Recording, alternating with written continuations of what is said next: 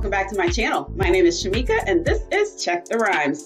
I am super excited about today's show because it is a throwback. Oh, no, it's not an old episode, but we are talking about the 90s, one of my absolute favorite decades.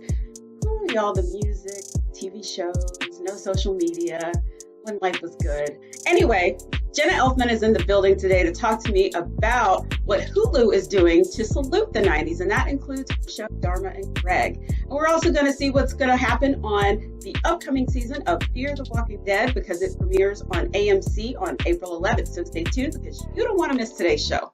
Hi, how are you? Welcome to Check the Rhymes. Thank you. Thanks for having me. That's cool. Well, I love the 90s. I don't know about you. So tell me, it's how like a warm blanket. It's like a nice cozy bowl of oatmeal. Right? Yeah. I was like, for me, when you even think of the 90s, it automatically brings on nostalgia. So tell me about how you're working with Hulu to like salute the 90s. Yeah. So they're having, I'm very happy with Hulu because it's been very important to me to make sure that Dharma and Greg is always available for viewers and to keep it alive in the culture. And so Hulu now owns all 5 seasons of Dharma and Greg, and they're available to stream now and will continue to be. And they're doing they're building their 90s library. So there's like a whole fun 90s week kickoff. And I love that Dharma and Greg is part of it. And I loved making Dharma. I think Dharma made it okay for girls to be who they are and not apologize for it. And I think that holds true today. And Dharma is equally alive and well and sets a great example for that. Well, for people, for I guess the younger generation that hasn't seen Dharma and Greg, how would you describe the show to them so that they'll, tune in to watch?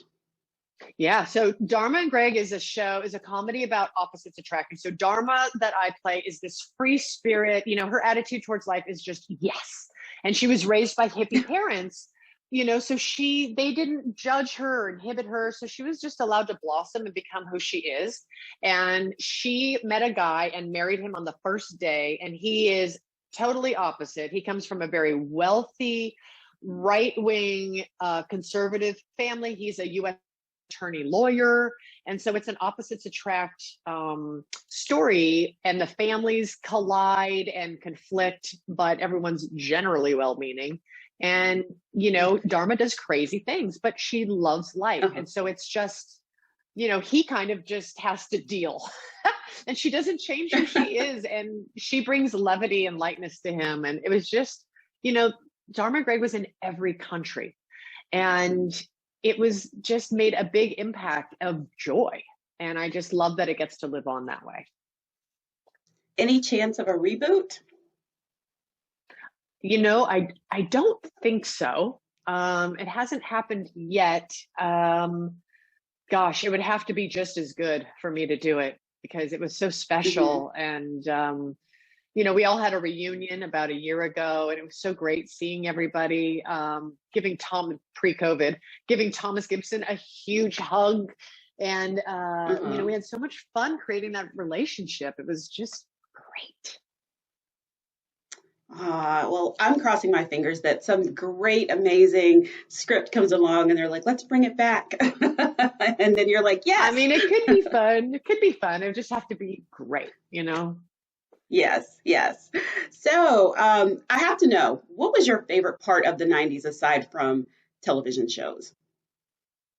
That's a really good question. I think there was and this may have been, it's hard to know because it's just may have been my age at the time that I felt this and not necessarily 90s specific, but there was just, I don't know, I felt free at that time.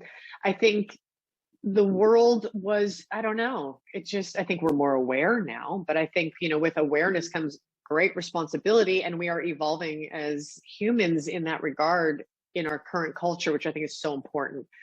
But I don't know, the economy was good, and there was just great television. I think it was a peak era for television, specifically television comedies.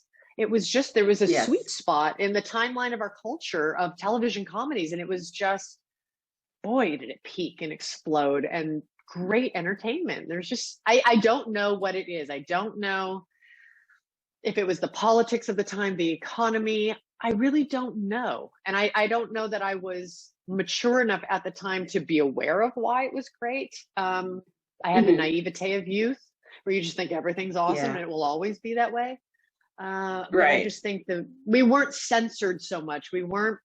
There was a freedom to create without so much judgment. And I think when social media came in, everyone becomes this critic, and it just kind of creates I don't know, everyone's commenting on each other and tearing people down, and social media wasn't there. So it just felt a little bit like you were more protected to just create freely.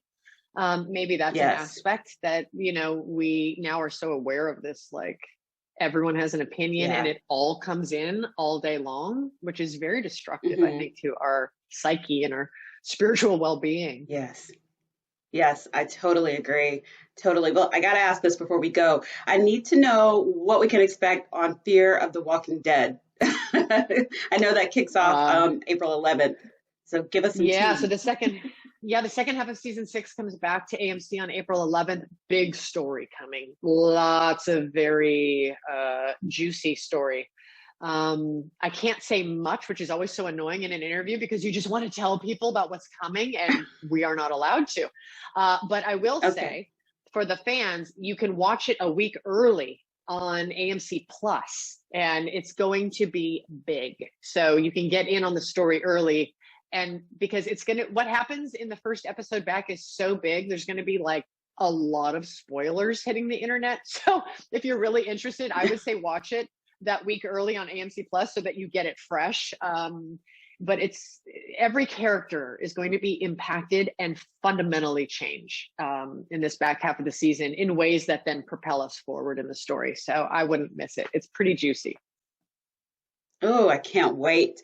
Thank you so much, Jenna, for joining me here on Check the Rhymes today and walking down memory lane with me through the 90s. My pleasure. Thanks for having me.